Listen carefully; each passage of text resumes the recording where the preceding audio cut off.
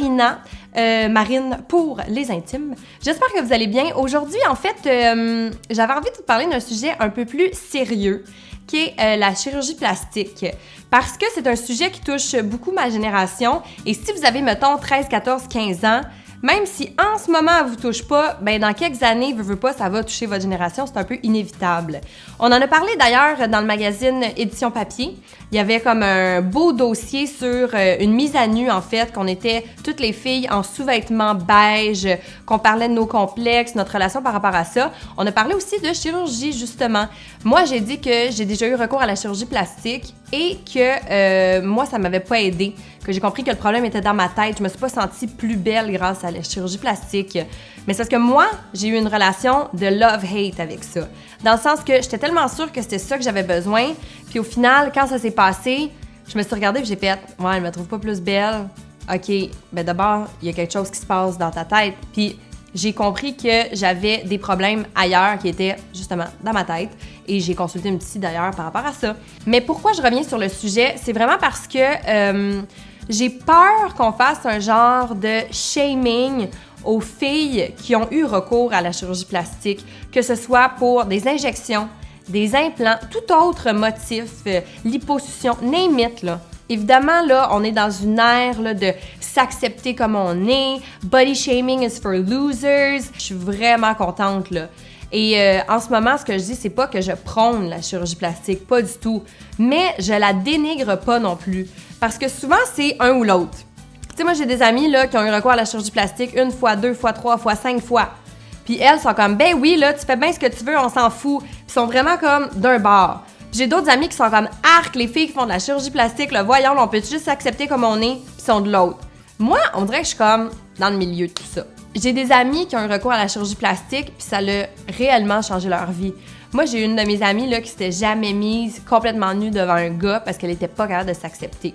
Elle a eu une augmentation mammaire le jour et la nuit. Ça l'a juste fait sortir de son cocon. Elle est juste devenue plus elle-même. Ça veut pas dire qu'elle se montre les boules à tout le monde, là. C'est pas tout ça qu'elle fait, là. C'est juste qu'elle est capable d'avoir une intimité avec quelqu'un qu'elle aime. Même si son chum, c'est le même aujourd'hui, là. Puis son chum, il l'aime encore, puis il dit même avec tes petits seins, je t'aimais. C'est pas ça le principe. Elle ne se sentait pas libre. Elle ne se sentait pas bien. J'ai une de mes amies qui s'est fait refaire le nez tellement qu'elle était gênée de son nez, là. Elle voulait jamais se faire prendre en photo. Puis elle s'achetait des lunettes de vue. Mais elle avait pas besoin de lunettes de vue. Je sais pas si tu comprends. Juste pour cacher sa bosse sur le nez. Elle était mal à l'aise tout le temps. Ces filles-là, là, c'est sûr que demain matin, je leur dis, tu leur fais-tu? Ils me disent oui. Parce que pour elles, leur qualité de vie a augmenté en ayant recours à ça. Je peux-tu la laisser vivre? Selon moi, là, c'est toute une grosse catégorie qui va ensemble. Que tu te mettes des broches, que tu te fasses opérer parce que tu as une dent dans le palais, que, je sais pas moi, tu as un blanchiment de dents, que tu changes ta couleur de cheveux, que tu te fasses mettre des rallonges comme j'ai en ce moment, que tu aies des piercings, que tu aies des tatouages ou que tu aies une augmentation mammaire ou des injections des lèvres. Selon moi, là, toute cette grande catégorie-là, là, tu devrais être capable de le faire toi-même sans que personne te dise quoi que ce soit par rapport à ça. Dans le sens que toutes ces interventions-là, là, il n'y en a pas une qui est pire que l'autre selon moi. OK, la chirurgie occasionne des risques.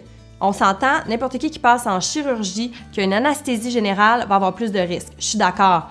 Mais ce que je veux dire, là, c'est que pour moi, là, entre un tatou, un piercing puis de la chirurgie plastique, là, c'est ton corps, c'est ta décision, puis c'est toi qui en fais ce que tu veux.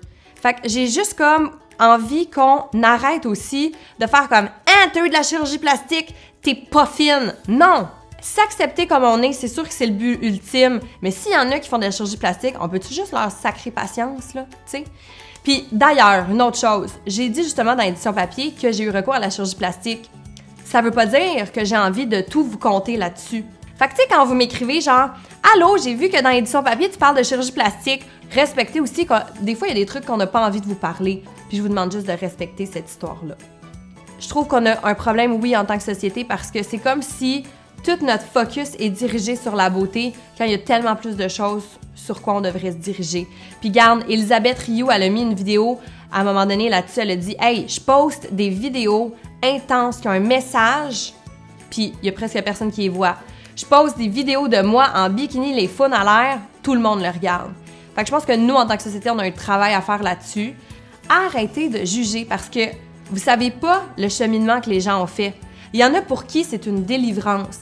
Il y en a pour qui c'est la plus grosse erreur de leur vie. Puis il y en a pour qui que c'est juste comme, c'est un pet. C'est comme si genre, j'étais allée promener mon chien, puis c'est rien de plus que ça. Mais arrêtez de juger, puis arrêtez de vous faire des opinions sur des choses que vous savez pas. C'est ça que j'ai envie de vous dire, puis comme, respectons-nous. Essayez de vous accepter comme vous êtes. Moi, c'est un cheminement que je fais en ce moment, comme je l'ai dit, avec ma psychologue. Ça fait des années qu'elle me suit, puis comme, ça me fait vraiment du bien. Essayez juste comme de vous accepter comme vous êtes. Puis si vous avez eu recours à la chirurgie ou si vous voulez avoir recours à la chirurgie, moi, je dis pas que c'est mauvais. Je dis pas que c'est bon, mais je dis pas que c'est mauvais. Fait comme, on peut juste envoyer du love? Anyways, guys. N'oubliez pas de donner un thumbs up à la vidéo. Puis nous, on se revoit la semaine prochaine. Bye!